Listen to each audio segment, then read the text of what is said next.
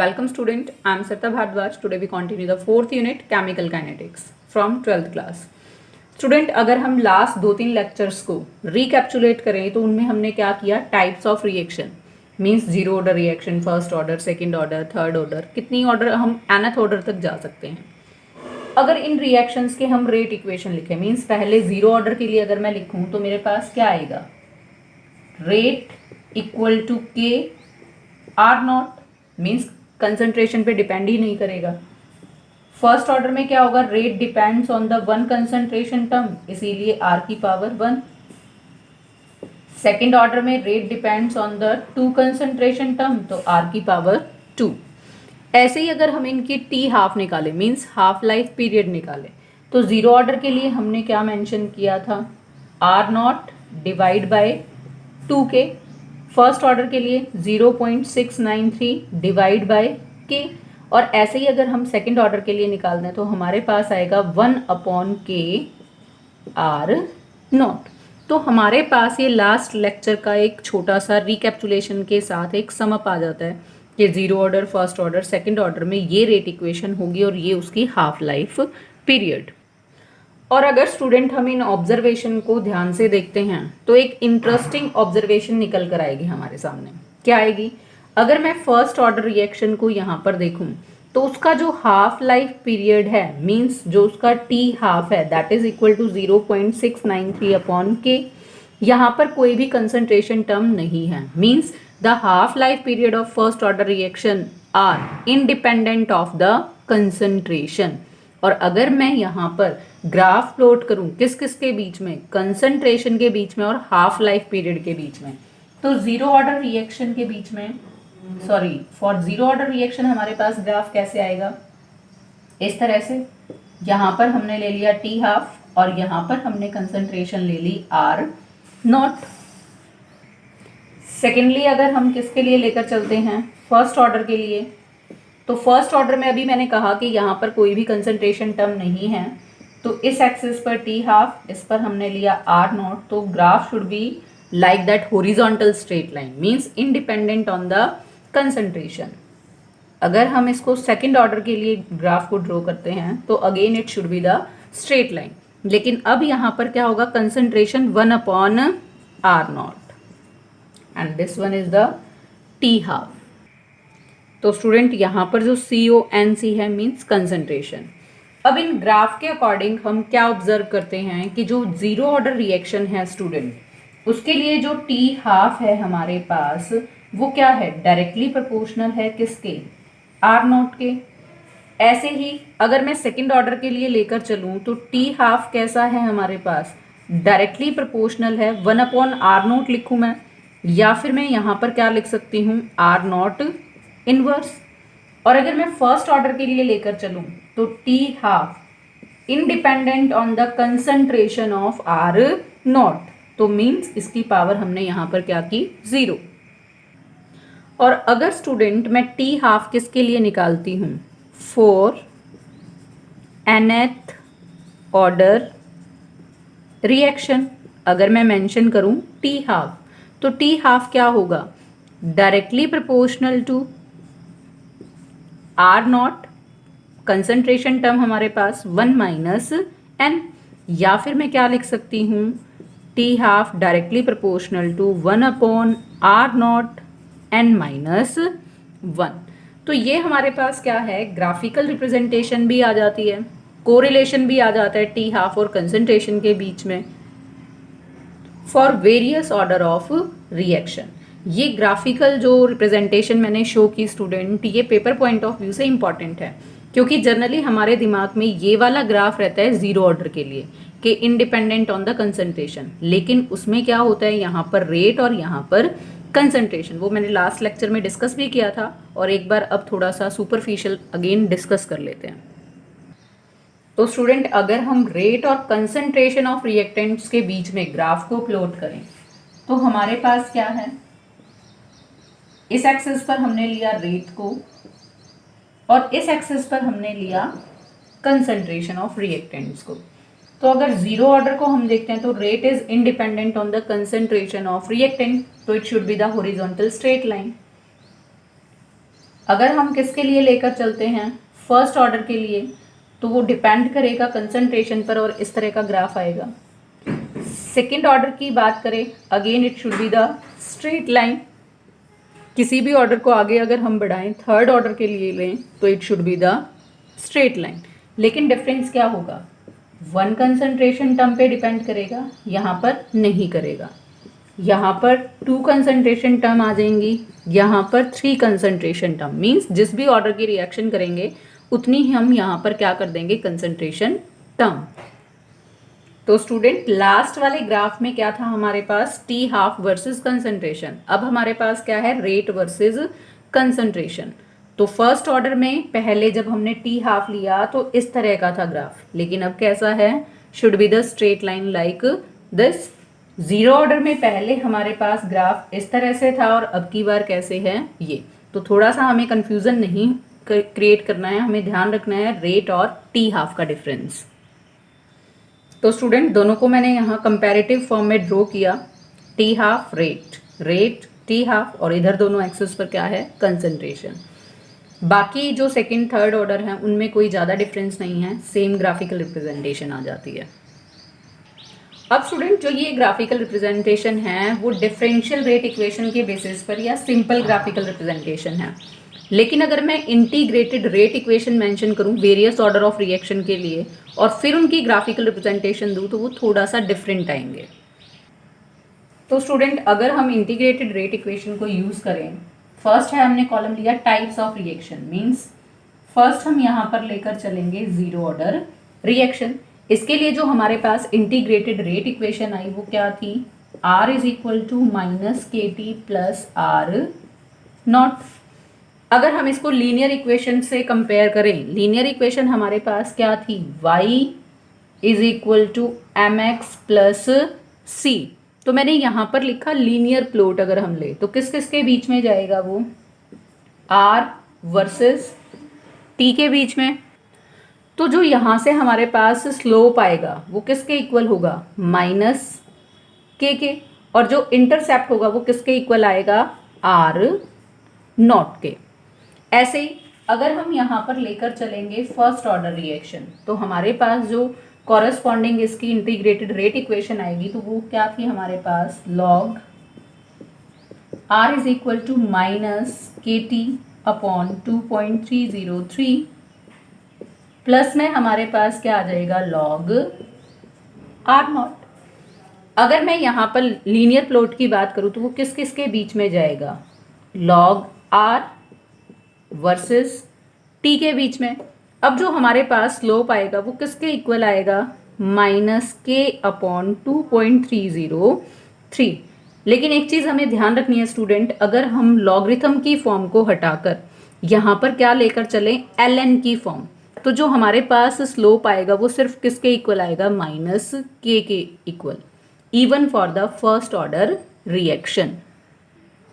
क्योंकि ln की form में रेट इक्वेशन हमारे पास ये बनेगी, तो यहाँ पर अब ग्राफ किस किस के बीच में प्लॉट होगा, ln r वर्सेस t के बीच में। तो जो हमारे पास स्लोप आएगा वो किसके इक्वल आएगा, माइनस के इक्वल। अगर हम इंटरसेप्ट की बात करें तो इंटरसेप्ट यहाँ पर किसके इक्वल आएगा, लॉग r नॉट, और अगर ln की फॉर्म में इक्वेशन लेकर चलेंगे तो वो किसके इक्वल आएगा, ln r नॉट के। ऐसे ही अगर हम सेकेंड ऑर्डर के लिए रेट इक्वेशन की बात करते हैं इंटीग्रेटेड, तो हमारे पास क्या आएगा, 1/r इज इक्वल टू के टी प्लस 1/r नॉट। फिर अगर हम यहाँ पर लीनियर प्लॉट की बात करें तो किस किस के बीच में आएगा, 1/r वर्सेस t। स्लोप किसके इक्वल आएगा हमारे पास, के इक्वल आएगा, और जो इंटरसेप्ट होगा वो किसके इक्वल आएगा, 1/r नॉट के। तो अगर हम इन सारे रिलेशंस को ध्यान में रखें और ग्राफिकल रिप्रेजेंटेशंस दें, अब स्टूडेंट अगर हम जीरो ऑर्डर के लिए लेकर चलते हैं तो ग्राफ किस किस के बीच में था, r और t के वर्सेस। फर्स्ट ऑर्डर में किस किस के बीच में था, लॉग r और t के वर्सेस। और जब हम सेकंड ऑर्डर की बात करते हैं तो किस किस के बीच में था, 1/r वर्सेस t। तो हमारे पास जो ग्राफिकल रिप्रेजेंटेशन आएगी जीरो ऑर्डर के लिए हमारे पास किस तरह का आएगा, इस तरह का ग्राफिकल रिप्रेजेंटेशन। अब जो यहाँ पर ये इंटरसेप्ट है ये किसके इक्वल है, आर नोट के, और जो स्लोप है हमारे पास वो किसके इक्वल है, माइनस के। ऐसे ही अगर मैं फर्स्ट ऑर्डर के लिए लेकर चलूँ तो हमारे पास ग्राफिकल रिप्रेजेंटेशन इस तरह से आएगी।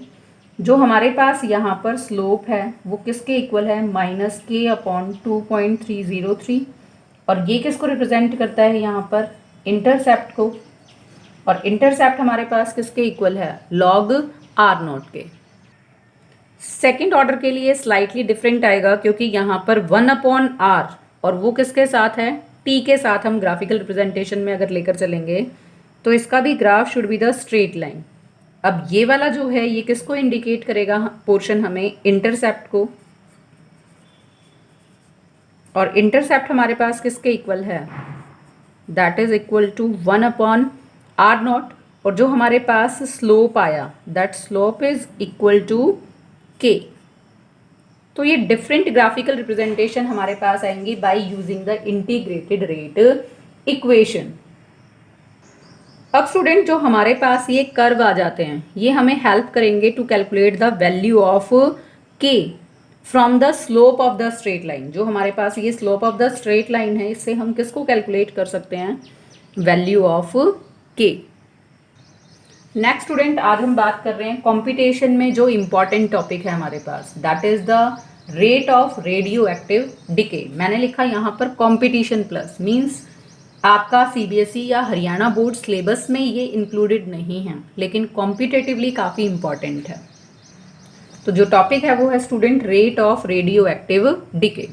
अब स्टूडेंट आपको पता है रेडियो एक्टिव सब्सटेंसेज कौन से होते हैं, which emit out the radiations from itself. और वो रेडिएशंस को इमिट आउट क्यों करते हैं, क्योंकि उनके जो न्यूक्लियाइज हैं वो कैसे होते हैं, अनस्टेबल, और जो उनका इस तरह से टूटना है वो क्या कहलाता है, रेडियो एक्टिव डिके। मीन्स जब वो इमिट आउट करते हैं रेडिएशंस को तो इसका मतलब क्या है, वो अपने से स्टेबल न्यूक्लियाइज में चेंज होने की कोशिश करते हैं, और उसी चेंज को हमने नाम क्या दिया, रेडियो एक्टिव डिके। आपके पास जितने भी नेचुरल या फिर आर्टिफिशियल रेडियो एक्टिव डिके हैं अनस्टेबल न्यूक्लियाइज के, वो हमेशा किस चीज़ को फॉलो करते हैं, फर्स्ट ऑर्डर काइनेटिक्स को। अब स्टूडेंट जो ये मैंने यहाँ पर लिखा कि ये फर्स्ट ऑर्डर काइनेटिक्स को फॉलो करते हैं, तो हम इसमें एक एग्जांपल ले सकते हैं।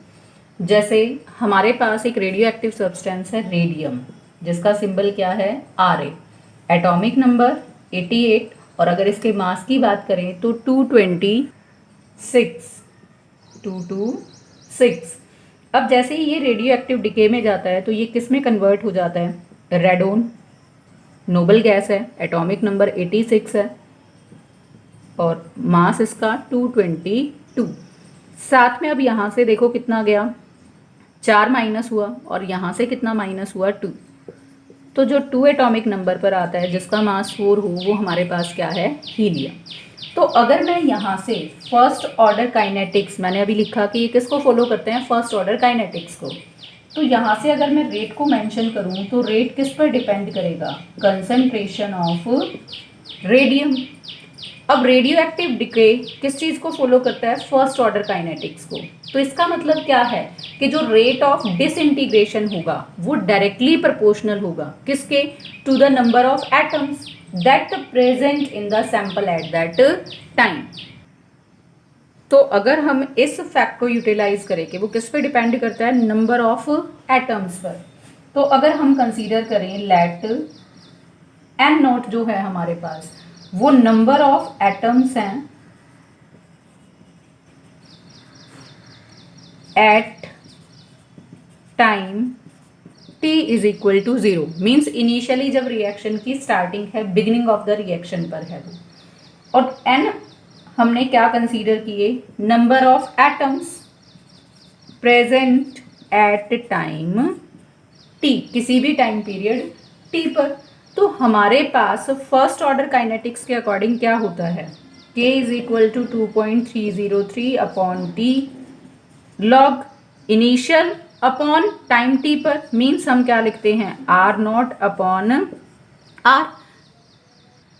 अब यहाँ पर कंसंट्रेशन की जगह हमारे पास क्या आ जाएगा, number of atoms, means N0 upon N। और यहाँ पर जो हमने के मेंशन किया उसकी जगह हम क्या लेकर चलेंगे, लैम्डा। अब मैं चेंज कर रही हूँ, यहाँ पर लैम्डा और यहाँ पर फर्स्ट ऑर्डर काइनेटिक्स अगर हम फॉलो करके लिखें तो here is the N naught upon N. Square bracket की भी जरूरत नहीं है क्योंकि स्क्वायर ब्रैकेट हम किसको रिप्रेजेंट करने के लिए लगाते हैं, मोलर कंसंट्रेशन को। तो नंबर ऑफ एटम्स हैं तो सिंपल। अब हमने क्या यूज किया था, रेट कांस्टेंट। अब लैम्डा किसको इंडिकेट करता है, radio active disintegration constant, means decay constant बोल सकते हैं इसको या फिर डिसइंटीग्रेशन कांस्टेंट बोलेंगे। और जो इसकी वैल्यू है वो किस पर डिपेंड करेगी, that depends on the nature of the decaying element, कि हम कौन सा डिकेइंग एलिमेंट यहाँ पर यूज कर रहे हैं। अब स्टूडेंट अगर हम यहाँ से हमने क्या निकाल लिया, रेट कांस्टेंट की वैल्यू या डिके कांस्टेंट की। अगर हम बात करें किसकी, half life period for the radio active decay. अब स्टूडेंट फर्स्ट ऑर्डर के लिए टी हाफ हमारे पास किसके इक्वल था, 0.693 अपॉन के। लेकिन रेडियो एक्टिव डिके में हमने के को रिप्लेस करके क्या यूज किया, डिकेइंग कांस्टेंट या disintegration constant, that is lambda. तो इसके केस में हमारे पास टी हाफ किसके इक्वल आएगा, 0.693 अपॉन लैम्डा। अब स्टूडेंट जो टी हाफ है वो हेल्पफुल है हमारे लिए, किस तरह से, because it gives the idea about the stability of the radio active element. जिस एलिमेंट के केस में टी हाफ जितना बड़ा होगा, मींस जिसका लॉन्गर हाफ लाइफ पीरियड होगा, इसका मतलब वो रेडियो एक्टिव एलिमेंट स्टेबल होगा। क्यों स्टेबल होगा, क्योंकि टी हाफ क्या रिप्रेजेंट करता है, वो टाइम पीरियड जिस पर concentration of reactant reduce to half हो जाती है। इसका मतलब जितना लंबा टाइम पीरियड होगा तो उसकी कंसंट्रेशन को रिड्यूस टू हाफ होने में उतना ही ज़्यादा टाइम लगेगा, मींस वो रिएक्शन में कम जाएगा। रिएक्शन में कम जाएगा तो मींस उसकी स्टेबिलिटी ज़्यादा होगी। या फिर हम उल्टा भी बोल सकते हैं कि अगर टी हाफ लाइफ पीरियड किसी रेडियो एक्टिव एलिमेंट की डिसइंटीग्रेशन के लिए स्मॉल है तो इसका मतलब क्या है कि जो वो एलिमेंट है वो एक्सट्रीमली अनस्टेबल है, उसकी जो डिके है वो बहुत छोटे टाइम पीरियड में होगी। इस फैक्ट को स्टूडेंट हम एक एग्जाम्पल से समझ सकते हैं। जैसे जो रेडियम है उसके 3 आइसोटॉपिक एग्जिस्टेंस हमारे पास पॉसिबल हैं। One is the radium 228, second is radium 226 और थर्ड है हमारे पास स्टूडेंट रेडियम 224। अब जो हाफ लाइफ पीरियड हमें इनका मिलता है, मींस रेडियम 228 का नियर अबाउट 6 to 7 ईयर्स,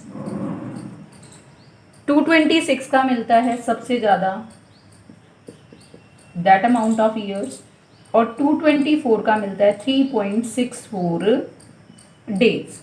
इसका मतलब इस हाफ लाइफ पीरियड को देख के मैं आपको क्या कह सकती हूँ कि जो रेडियम 226 आइसोटॉपिक एग्जिस्टेंस है वो मोस्ट स्टेबल है, और जो हमारे पास 224 है वो कैसी है, रेडियम की isotopic form list stable. Student radio active substance के बारे में एक और इंटरेस्टिंग फैक्ट है कि जो रेडियो एक्टिव सब्सटेंस होते हैं वो कभी भी कंप्लीटली डिसइंटीग्रेट नहीं होते। मींस हम ये भी बोल सकते हैं कि जो टाइम रिक्वायर्ड होगा फॉर द कंप्लीट डिसइंटीग्रेशन वो कैसा होगा, इन्फिनिटी। और अब जब इनकी जो कंप्लीट, हम ये मान सकते हैं कि time required for complete disintegration कैसा है, इनफाइनाइट। तो यहाँ पर ज़्यादा कन्वीनियंट है कि कौन सी टर्म यूज़ की जाए, एवरेज लाइफ। तो हम ये बोल सकते हैं देयरफॉर द टर्म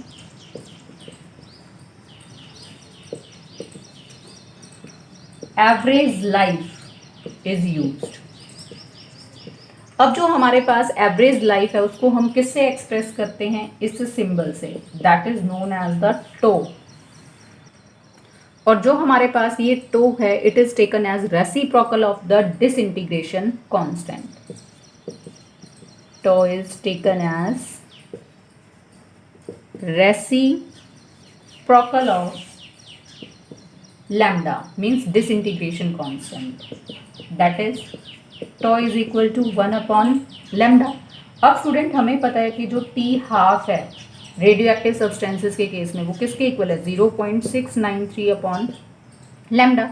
यहाँ से हम लैम्डा की वैल्यू को इधर पुट करेंगे तो हमारे पास क्या आएगा, tau is equal to 1 upon lambda. या फिर मैं उसको किसके इक्वल लिख सकती हूँ, टी हाफ अपॉन 0.693, या फिर हम इसको क्या लिख सकते हैं, tau is equal to 1.44 T half.